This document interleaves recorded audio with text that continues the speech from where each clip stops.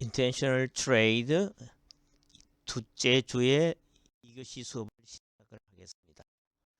우리 1교시에는 무역의 개념 등등 여러 가지 공부를 했습니다. 그러면 2교시에는 무역이 어떤 성격을 갖는가, 무역의 성격을 한번 살펴보는 시간을 갖도록 하겠습니다.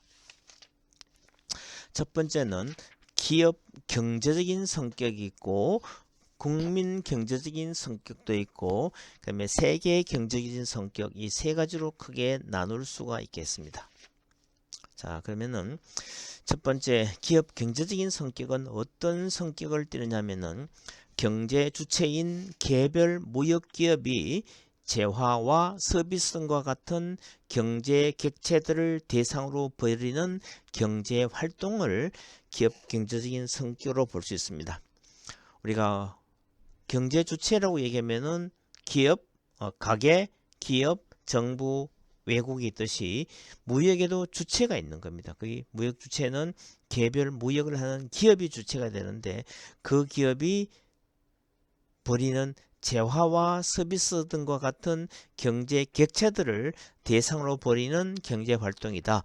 그 무역의 주체는 개별 무역 기업이지만 그 무역의 객체는 재화와 서비스, 그리고 자본, 그리고 기술 이런 등과 같은 경제 객체들을 대상으로 벌이는 경제 활동을 기업 경제적인 성격으로 볼 수 있습니다.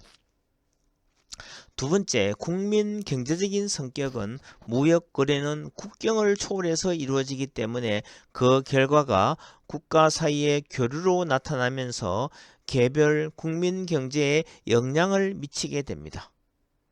국경을 초월해 이루어지기 때문에 국가 사이의 교류로 나타나기 때문에 개별 국민 경제에 영향을 많이 미치게 됩니다.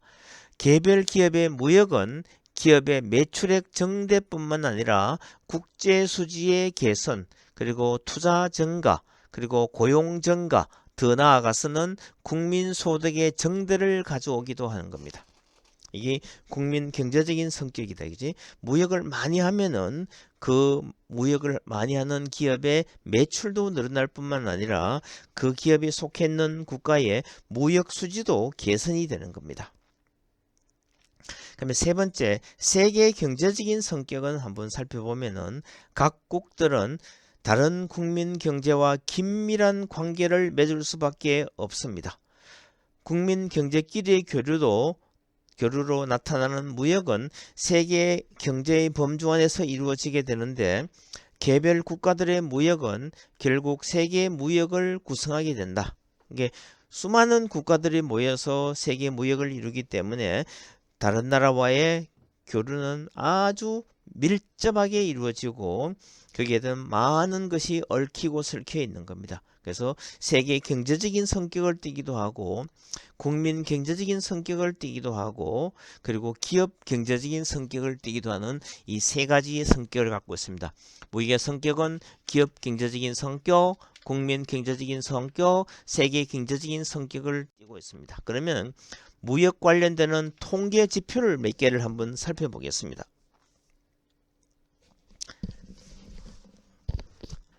첫 번째 지표로서는 무역 의존도라는 것이 무엇인가를 살펴보겠습니다. 무역 의존도라는 것은 그 나라가 생산하는 국민 총생산 또는 국민소득 가운데서 무역 총액이 차지하는 비중이 몇 %가 되는 것을 나타내는 겁니다. 자, 국민 총생산이 만약에 100인데 무역이 차지하는 비중이 50이면은 무역 의존도는 50%가 되는 겁니다. 자, 국민 총생산 가운데서 무역이 차지하는 그 비중이 80%가 되면은 이 나라는 무역으로 해서 먹고 사는 나라가 되는 것입니다. 그 의존도 숫자가 높으면 높을수록 무역 의존도가 높다고 볼 수 있는 겁니다. 그래서 대한민국은 무역 의존도가 대단히 높은 국가로 그렇게 알려져 있습니다.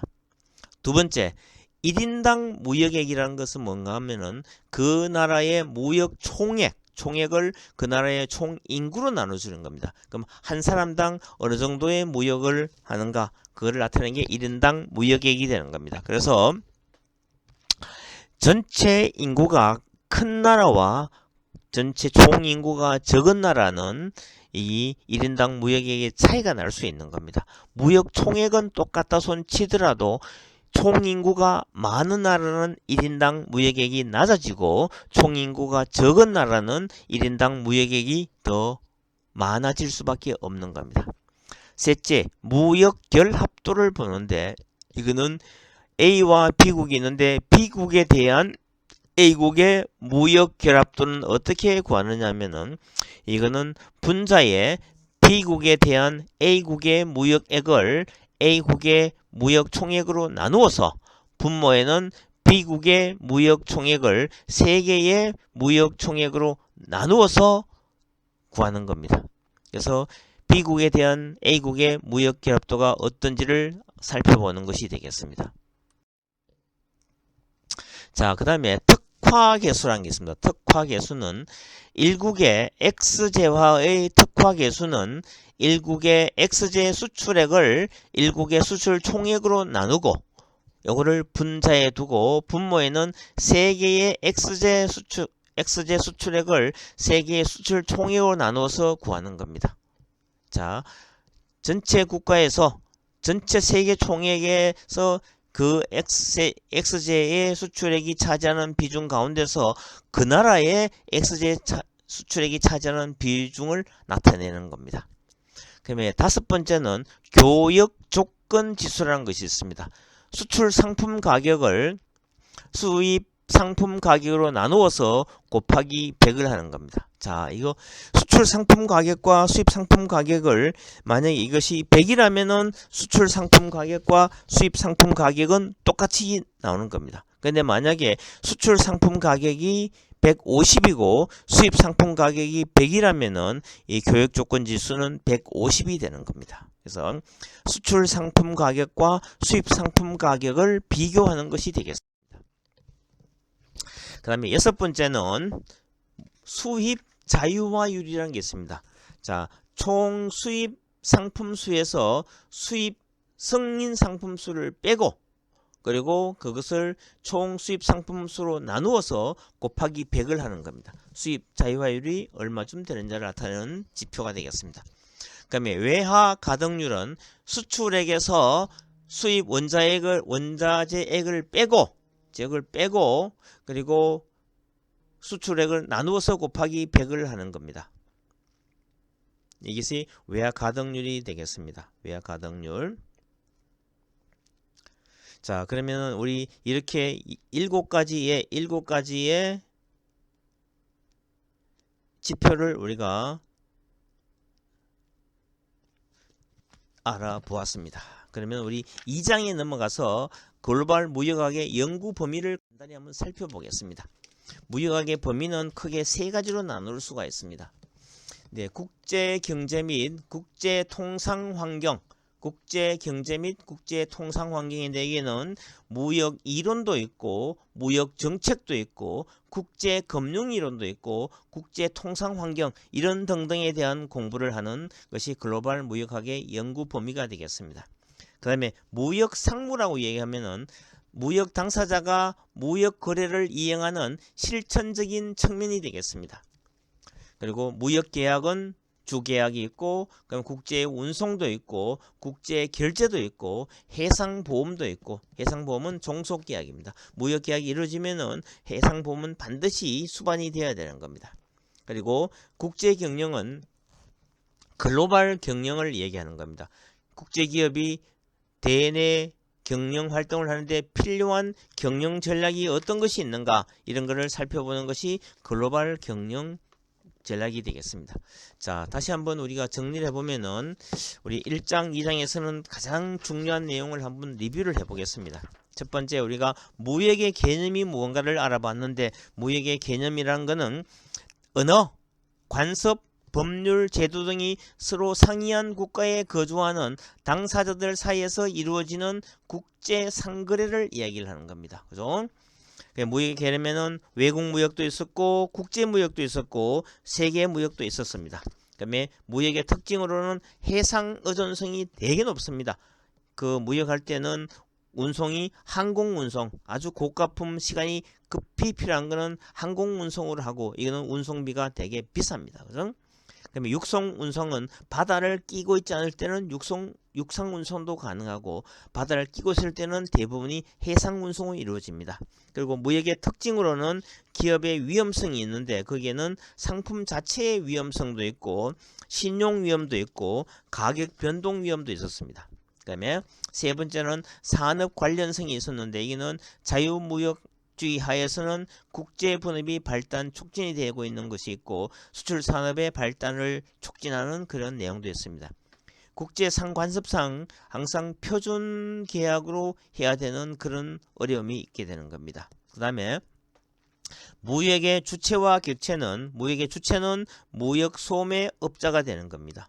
그리고 무역의 객체는 물품, 서비스, 자본, 기술. 요것도 한번 여러분들이 정리를 해야 되고 그 다음에 무역의 형태는 직접 무역과 간접 무역이 있는데 직접 무역은 수출업자와 수입업자가 직접 매매 계약을 체결해서 이행하는 거고 간접 무역은 중개무역 그리고 통과무역 그리고 스위치 무역 그리고 중개무역이 있고 또 하나는 가공무역이 있고 우회무역이 있습니다. 그리고 연계무역도 있습니다. 그리고 무역의 성격은 기업 경제적인 성격도 있고 국민 경제적인 성격도 있고 세계 경제적인 성격도 띠고 있습니다. 그리고 우리가 그 무역 관련 지표로서는 7개가 있었죠. 첫 번째 지표가 무역 의존도가 뭐고 1인당 무역액이 뭐고 무역 결합도가 뭐고 특화 계수가 뭐고 그리고 교역 조건 지수가 뭐고 수입 자유화율이 뭐고 외화 가동률 등등을 우리가 살펴보았습니다. 그럼 2장에서는 글로벌 무역학의 연구 범위를 살펴봤는데 이게는 국제 경제 및 국제 통상 환경도 한번 살펴봤고 그다음에 무역 상무도 살펴봤고 글로벌 경영에 관한 내용도 간단히 살펴보았습니다. 차차 우리가 진도를 나가면서 저 뒷부분에 가면은 글로벌 경영에 관한 여러 가지 재미있는 이야기도 많이 나옵니다. 무역 상무는 여러 가지 뭐 그 주계약 어떻게 하고 신용장을 어떻게 하고 등등 재미있는 얘기가 자 첫 번째 두 번째 주에는 제목 정도만 알고 넘어가는 거라고 저 뒷부분에 가면 아주 디테일한 내용들이 나올 예정입니다.